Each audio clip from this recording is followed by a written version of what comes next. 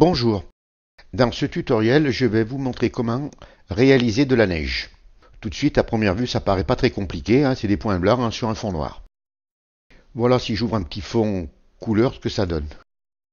Voilà, vous voyez, ça donne une réalité de neige. C'est un tuto qui demande beaucoup d'explications parce que vous allez vite vous rendre compte qu'il y a beaucoup de réglages à faire. Et cet effet on peut le réaliser aussi avec d'autres formes. Là j'ai pris une forme ronde, mais vous pouvez le faire avec une étoile, avec la forme que vous voulez. Vous vous y prendrez exactement de la même façon, sauf que c'est la forme qui changera. Allez, on passe au tutoriel. Donc on va ouvrir un nouveau document. Alors pour ça on vient en haut sur Fichier, vous faites un clic gauche et vous cliquez sur Nouveau. Clic gauche sur Nouveau. Ça vous ouvre une fenêtre. Alors vous inquiétez pas, moi c'est Photoshop 2017, c'est pour ça vous n'aurez peut-être pas la même fenêtre.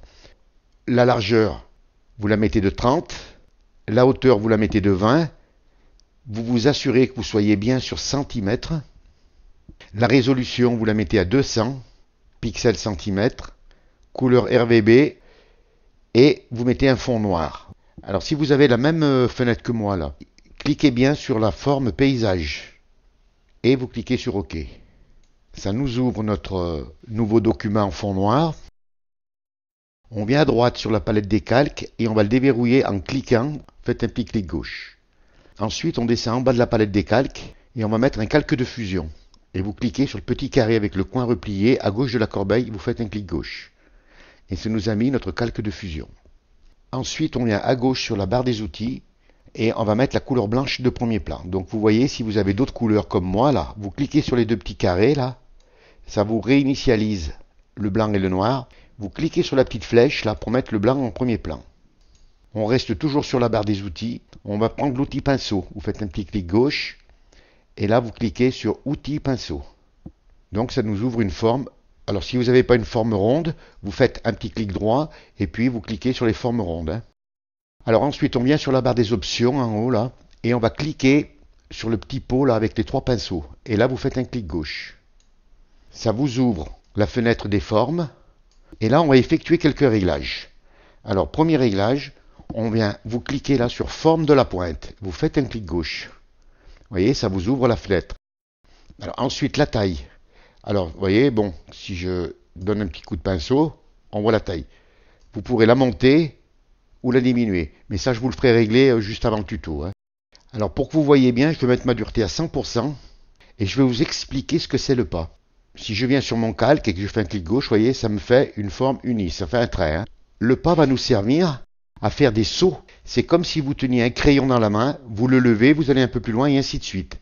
Plus je vais le pousser à droite, et regardez, vous voyez. Regardez, ça fait comme une chenille.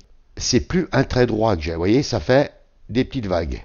Et plus je vais le pousser à droite, et plus je vais détacher mes ronds. Et c'est toujours régulier. Jusqu'au moment où je vais complètement les détacher.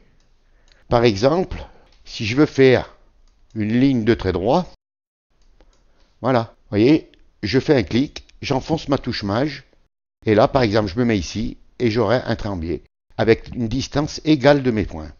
Voilà à quoi nous sert le pas. Justement, pendant ce tutoriel, ça va vous permettre de découvrir plein de réglages qui peuvent vous être très utiles. Alors, ce qu'on va faire le pas, on va le mettre carrément à fond. Et j'ai essayé d'en mettre beaucoup comme ça, et vous voyez, ça fait trop surchargé. Donc, on le met carrément à 1000%, vous le mettez. La dureté, on la remet à 0. Donc, vous, votre réglage, ça sera ça. Dureté à 0 au départ, pas à 1000. Ensuite, on vient sur dynamique de la forme. Vous faites un clic gauche sur dynamique de la forme. Alors, la variation de la taille, vous la laissez à 0.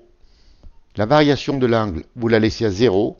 Ensuite, vous venez sur la variation de l'arrondi. Alors, regardez bien dans la petite fenêtre, là. Je vais d'ailleurs remettre ma dureté à 100% pour que vous puissiez bien voir. Donc regardez bien, si je clique et que je fais glisser mon curseur à droite, regardez, je vais ovaliser mon rond. C'est-à-dire que j'aurai plus un rond parfait. Alors comme les flocons de neige, c'est pas vraiment rond, on va y donner une petite variation de l'arrondi. Et ça, vous pouvez le changer pendant que vous posez votre neige. On va le mettre à 30. Et on y reviendra après. Et l'arrondi minimal, vous le mettez à 30. Ensuite, vous venez sur Diffusion et vous faites un clic gauche sur Diffusion. Alors vous allez cliquer sur le petit carré là, les deux axes, Et la diffusion, vous allez la mettre à 1000%. Le nombre, vous le laissez à 1. Et la variation numérique, vous la mettez à 100%. Voilà, si j'amène, vous voyez, ça fait que des petits points comme ça. J'ai pas choisi des options plus serrées parce que sinon les flocons se mettent les uns sur les autres et ça fait des amas. Et c'est pas joli. Ensuite, une fois que vous avez fait vos réglages, vous faites un clic droit. On va mettre la dureté donc à 0 et on va descendre l'épaisseur. On va faire des tout petits flocons au départ. Alors vous venez en haut là, vous faites un clic gauche et vous ne le lâchez pas. Et vous allez faire des zigzags comme ça. Voilà. Vous revenez ici et vous refaites la même chose dans l'autre sens. Mais assez, voilà. Ensuite, vous refaites un clic droit et vous allez monter l'épaisseur à 35. Et là, vous allez vous mettre en bas, vous faites un clic gauche et vous lâchez pas votre clic. Alors, voyez, là, je m'aperçois qu'ils sont trop petits. Donc, CTRL Z, je reviens en arrière et je vais les monter un peu plus. À 45, par exemple. Je fais un essai, voilà, ils sont un peu plus gros. Vous vous mettez en bas, là. Vous faites un clic gauche que vous lâchez pas. Et pareil, là, vous faites des zigzags un peu comme vous voulez. Voilà, vous ne surchargez pas trop. Voilà, c'est bon, là. Ensuite, on refait un clic droit. On va en faire un ou deux plus gros. Alors, vous faites un essai. Voilà, comme ça. Et voilà. Alors, si vous voulez faire quelques flocons qui soient bien ronds, vous mettez la variation de l'arrondi à 100%. Et l'arrondi minimal, vous le mettez à 100% aussi. Vous grossissez légèrement. Et pareil, là, vous allez donner quelques petits coups. Je vais en faire quelques-uns. Mettre un peu par là, là. Et voilà. Donc, on ferme notre fenêtre. Et voilà. On a déjà réalisé notre neige. Pour augmenter les flocons, on va venir à droite sur la palette des calques et on va dupliquer le calque 1. Donc pour le dupliquer, CTRL J. On va l'inverser horizontalement et verticalement. Donc vous venez en haut sur la barre des options, vous cliquez sur édition et vous allez venir sur transformation. Et là vous allez cliquer sur symétrie axe horizontal et vous cliquez. Vous voyez, ça le tourne. On recommence la même chose, on revient sur édition, transformation, et cette fois-ci, symétrie axe vertical, et vous faites un clic gauche. Et voilà, votre neige est réalisée.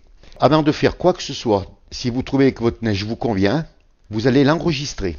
Avant de l'enregistrer, vous venez à droite sur la palette des calques et vous fermez le petit œil du calque 0 fond noir. Et là, vous allez l'enregistrer en PNG. Donc vous venez sur votre fichier, enregistrer sous, et là vous n'oubliez pas de mettre PNG et vous enregistrez dans le dossier où vous voulez le conserver en le nommant. Comme ça vous pourrez reprendre votre neige à tout moment, vous n'aurez pas de problème. Donc voilà, alors une fois que vous l'avez enregistré, eh bien vous pourrez le reprendre, l'importer sur n'importe quelle création que vous ferez. Ce tutoriel est terminé. Si vous avez aimé, vous cliquez sur j'aime. Si vous avez des questions, n'hésitez pas à les poser. Abonnez-vous à la chaîne. Je vous dis au revoir, merci, et à une prochaine fois pour un nouveau tuto.